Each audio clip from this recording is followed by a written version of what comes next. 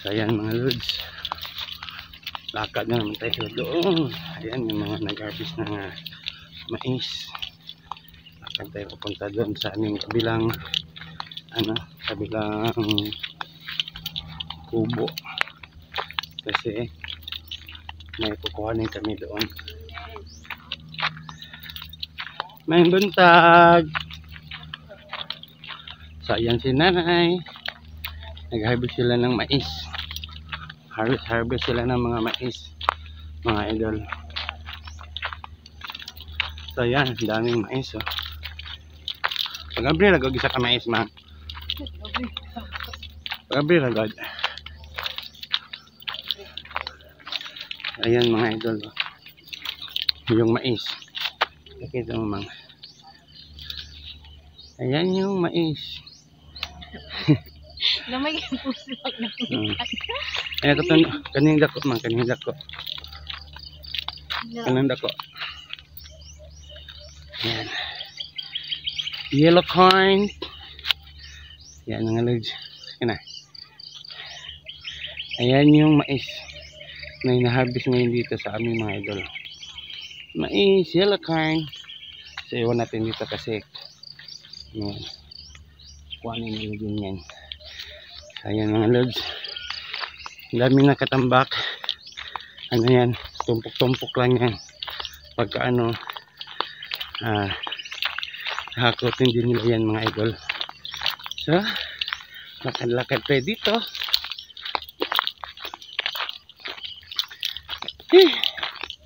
Ayan yung aming mga bukirin.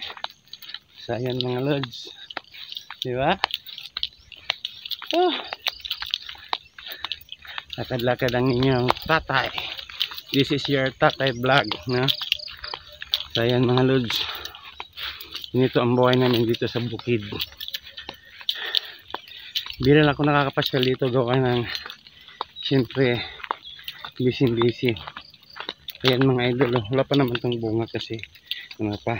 Ayan, ano ito, kape. Ito yung puno ng kape mga idol, madami yan, nandun pa. Ayan, mga kape yan mga idol, kape. Ito yung puno ng nyog. Ayan mga idol, di ba? Yan ang masarap, yung sabaw niyan. Ganito kasimple sa buhay sa bukid. Pag gusto mo uminom ng tubig ng buko, ayan ang buko. Diba? Layo na ng aking may bahay. Nandun na sa dulo. Bilis maglakad.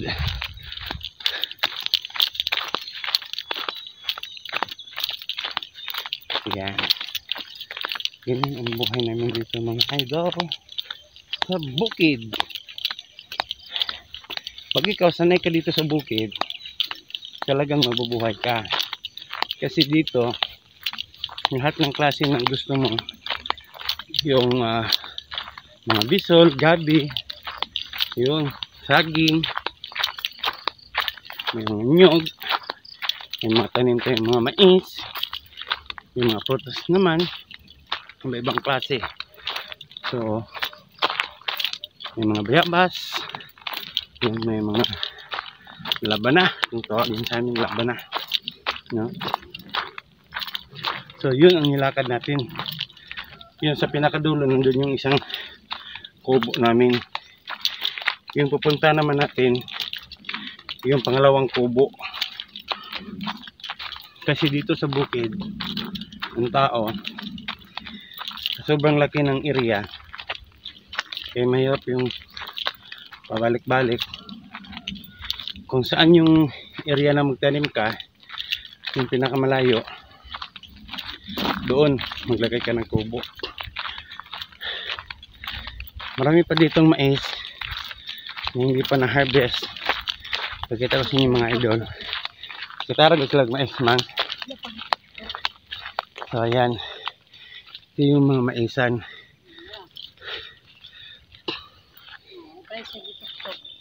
Yan, yan mga idol, yan, tuyo na yan. Mga ilang araw lang, lahat ito harvest na. Ayan, Simpleng buhay. Ayan yung mga mais.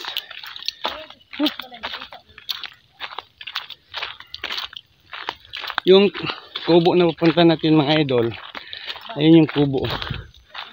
Nasa kabilang bundok. Kung makikita nyo yung kubo doon, ayun, nasa kabilang bundok. Iikot lang tayo.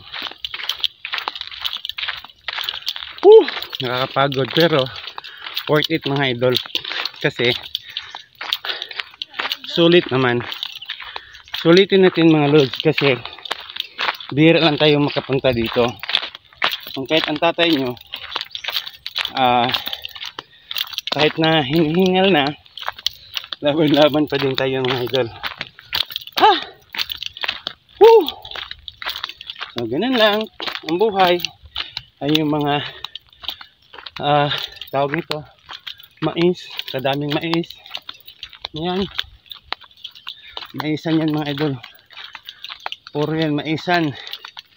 So yan mga lods.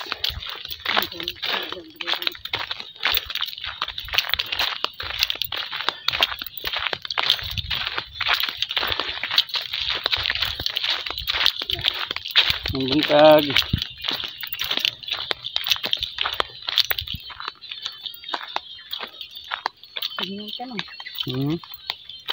Hingal-hingal ang tatay niya mga idol.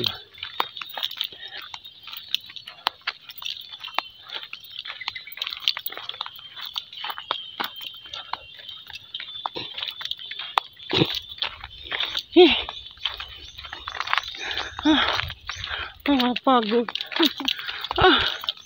Haba na ng lakad namin mga idol. Mamayat ka dire. Dito talaga. Pag dito ako nakatira at lagi-lagi na ako dito, malamang at sa malamang talaga mangangayayat ang tatay nyo.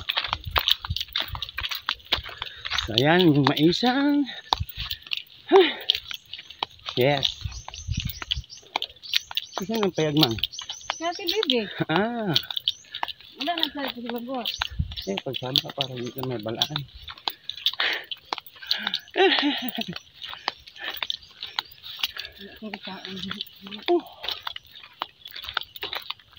Sayang na daw.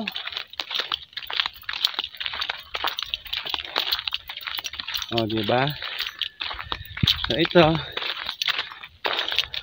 nandito tayo sa kabilang area namin.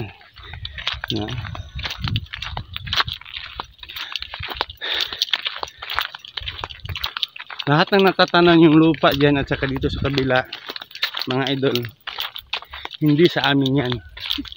Nakidaan lang kami dito.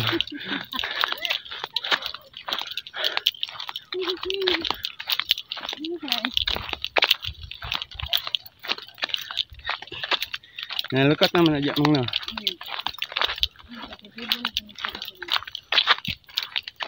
Ayan mga idol, ang ganda ng bahay, nasa tuktok ng bukid. Ang tapat niyan, yung maraming puno, yan yung sa amin. Ayun.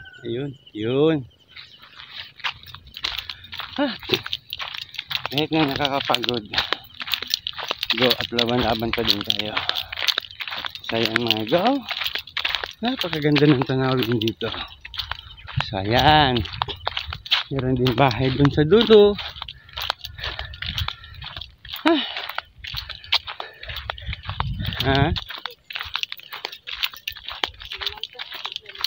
Kapitan to?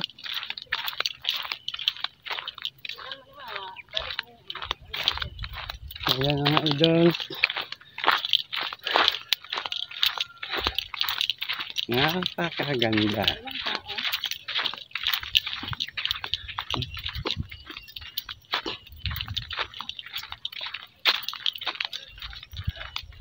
Yehey! Nandito na kami sa bukid. Ayan.